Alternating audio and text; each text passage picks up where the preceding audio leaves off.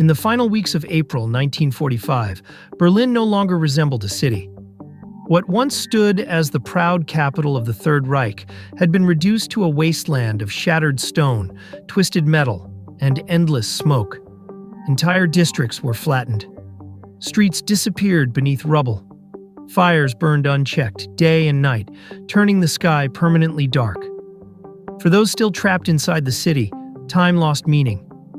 Each morning, if they woke at all, they wondered whether this would be the day the shelling finally stopped, or the day it would end them. And deep beneath the ruins of Berlin, hidden inside a reinforced concrete bunker, Adolf Hitler waited.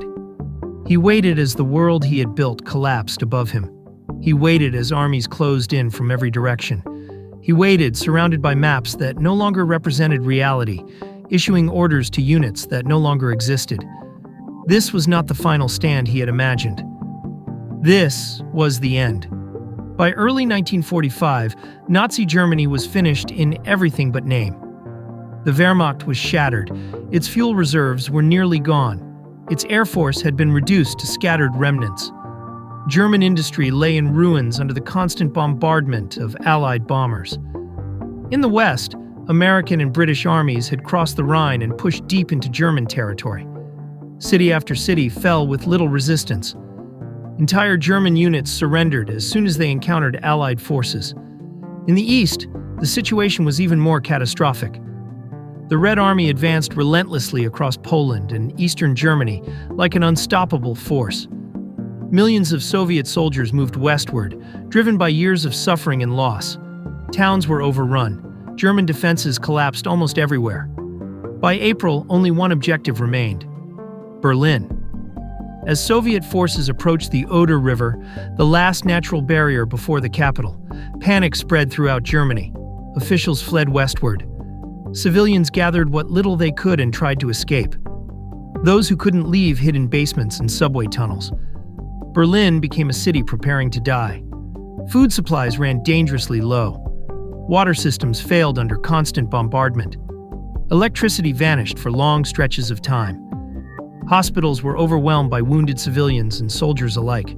Children scavenged through the ruins for anything that could be burned for warmth. Old men and teenage boys were drafted into the Volkssturm, a last-ditch militia with almost no training and little more than outdated weapons. They were expected to stop the Red Army. Above ground, chaos ruled. Below ground, denial reigned. The Führerbunker, buried beneath the Reich Chancellery, had become Adolf Hitler's world. Its narrow corridors and dim lighting created a sense of isolation that grew stronger with every passing day. The air was stale. Concrete walls dampened sound. The outside world felt distant, almost unreal. Hitler rarely left the bunker. When he did, it was only briefly, and always under the threat of artillery fire. Most of his time was spent hunched over maps, studying imaginary troop movements, clinging to fantasies of salvation. He spoke of counteroffensives. He spoke of loyal armies marching to relieve Berlin. He spoke of miracle weapons that would turn the tide of the war. None of it was real. Generals who attempted to explain the truth were cut off or dismissed. Some were accused of treason. Others were simply ignored. Hitler no longer trusted reality, only his own imagination. His physical condition worsened rapidly. His hands shook uncontrollably. His posture was bent. His steps were slow and uncertain. Years of untreated illness, combined with extreme stress and heavy drug use, had broken his body. But it was his mind that had truly collapsed. He saw betrayal everywhere.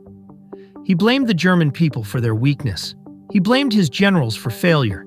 He blamed conspiracies that existed only in his thoughts. What he never blamed was himself. As Soviet artillery began to strike the outskirts of Berlin, the city was transformed into a battlefield. Shells landed randomly, destroying what little remained standing. Entire apartment blocks vanished in moments. Civilians died by the thousands. Above ground, Soviet troops fought their way into the city street by street. Snipers hid in ruins. Tanks rolled through narrow roads filled with debris. Every block became a killing ground. The Battle of Berlin had begun. It would become one of the most brutal urban battles in human history. Inside the city, resistance was chaotic and desperate. German units were understrength and undersupplied. Ammunition ran low. Communication collapsed. Orders were often issued too late, or made no sense at all. Yet still, Hitler demanded that Berlin be defended to the last man. He ordered counterattacks that never happened. He mandated positions that no longer existed. He spoke of holding ground long after it had already fallen. The bunker grew quieter as reality forced itself closer. Some officers stopped arguing. Others avoided contact with Hitler entirely. Many spent long hours staring in silence, fully aware that everything was ending. Suicide was no longer a taboo subject. It was discussed quietly, casually, almost practically. On April 20th, 1945, Adolf Hitler celebrated his 56th birthday. It was his final birthday. There were no celebrations, no crowds, no speeches, only a small gathering of loyalists inside the bunker. Outside, Soviet artillery pounded the city relentlessly. During the day, Hitler made a brief appearance above ground to award medals to young members of the Hitler Youth. Many of these boys would be dead within days. That night, he returned underground, never to leave again. As the Red Army closed in, Hitler issued one last major order: a counterattack to break the Soviet encirclement of Berlin.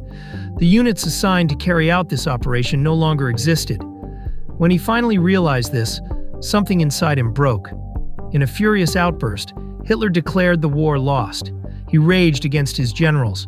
He raged against the German people. He raged against fate itself. And then, for the first time, he accepted a truth he had avoided for years. There would be no escape. Berlin would fall. Inside the bunker, preparations quietly shifted. Destruction of documents began. Personal belongings were burned. Poison capsules were distributed to key personnel. Hitler made his decision. On April 29, 1945, as Soviet troops fought just blocks away, Adolf Hitler married Eva Braun.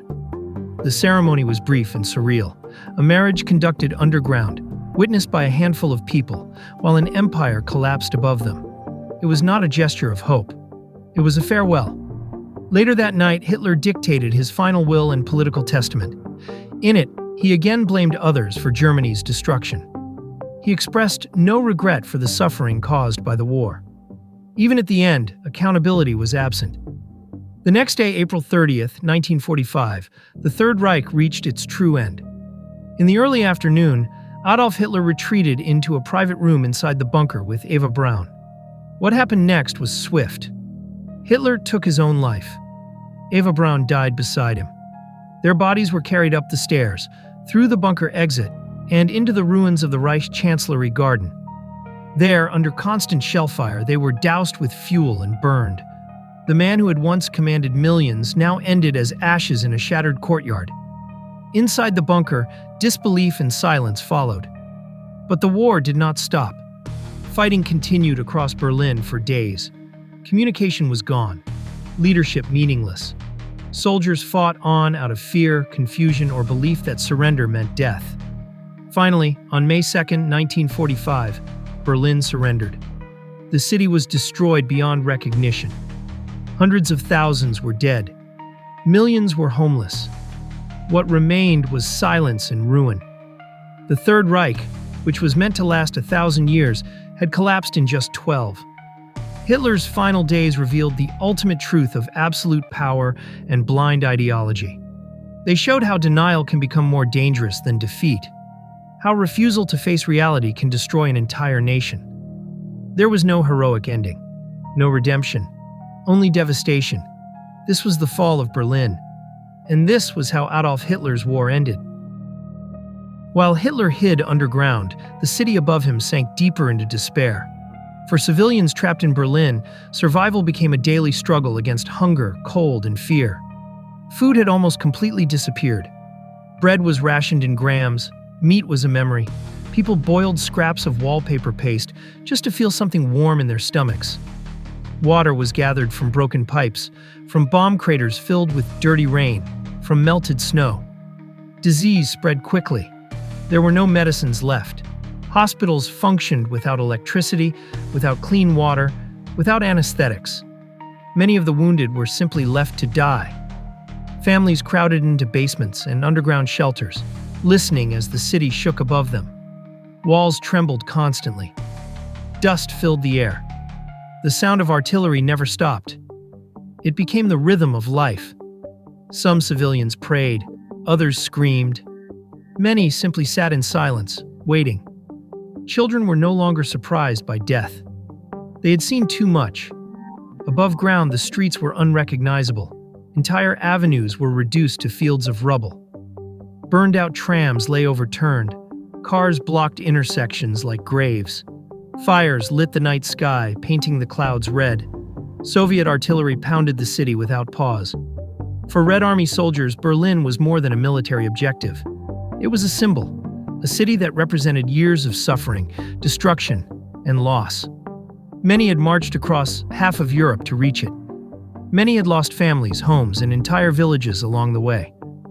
They advanced with determination. The fighting was brutal and intimate. Apartments changed hands room by room. Stairwells became battlefields. Snipers fired from shattered windows.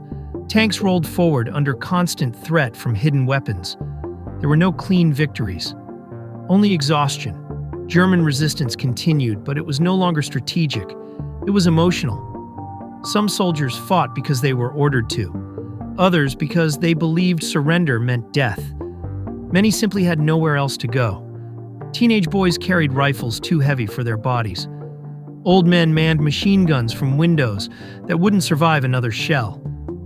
Each hour, more ground was lost. Inside the bunker, news from the outside world arrived late, distorted, or not at all. Hitler demanded reports that confirmed his beliefs. He rejected those that did not. Maps were revised daily, but the red lines representing Soviet advance crept closer, no matter how much he denied them. The bunker became a place of whispers. Those inside understood what was coming. Many considered escape. Some attempted it. Few succeeded. The loyalty that once surrounded Hitler had deteriorated into fear and resignation. Eva Braun remained with him. She had the opportunity to leave. Others urged her to go. She refused. Whether out of loyalty, denial, or love, she chose to stay underground as the city died above her. She dressed carefully. She tried to maintain a sense of normalcy inside the bunker, even as the end loomed. Her presence was one of the last illusions of normal life Hitler allowed himself.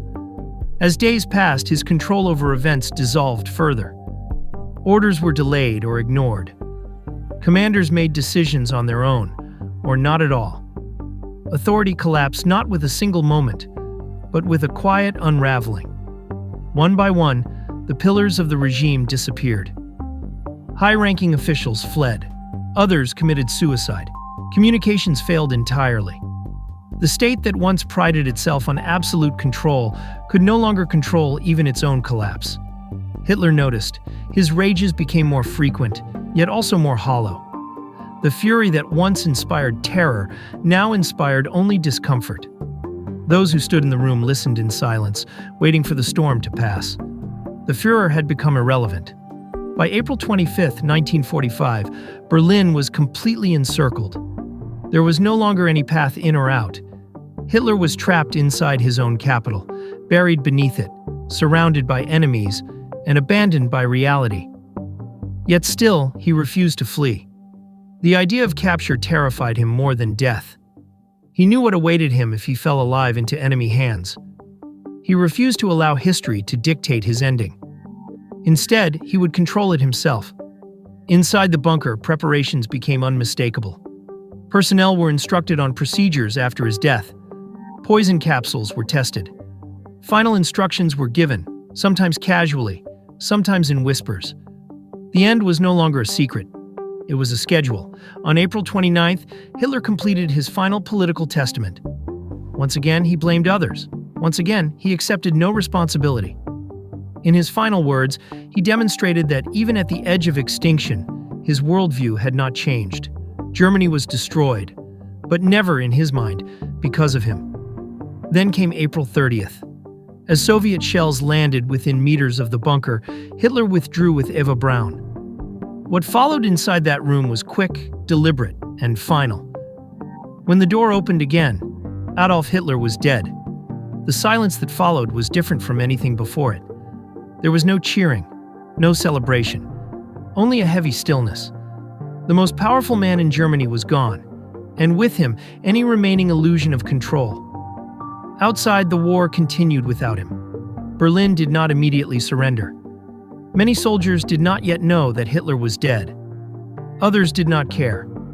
The fighting staggered on, desperate and pointless, but resistance weakened rapidly. Without leadership, without coordination, without hope, the defenders of Berlin collapsed. On May 2, 1945, the city surrendered. What remained was silence, broken only by wind moving through ruins and the distant sound of fires burning themselves out. What remained after Berlin fell was not victory, but silence. A ruined city, a broken nation, and a war that had finally consumed those who began it. This was the fall of Berlin, and this was how Adolf Hitler's war truly ended.